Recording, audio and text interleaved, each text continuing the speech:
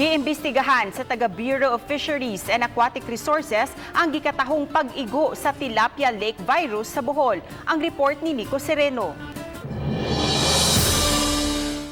Sa usa ka tilapia farm sa lungsod sa Bilar, gikatahong nahitabo ang fish kill. Gumikan kuno sa virus nga nagtakod-takod ang pagkamatay sa mga isda nga nakaapekto sa negosyante. Ang taga Bureau of Fisheries and Aquatic Resources kun BFAR misusi na sa hitabo. Mikuha sila og sample sa isda aron matino sa ilang laboratorio ang hinungdan sa pagkamatay niini. Laboratory test.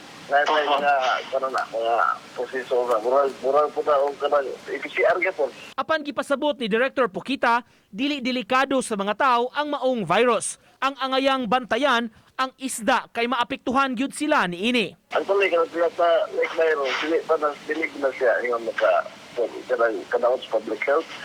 Wala nga, mas tuyaw na sa mas mortality, pangamatay ka ba ang buhay. Sa gagmay, bisdak ko, basta magkatapos. Ang sangguniang panlalawigan sa Bohol, mulusad sabok inquiry, kabahin ining gikatahong fish kill. Uban ni Godfrey Relien, Nico Sereno, Balitang Bisdak.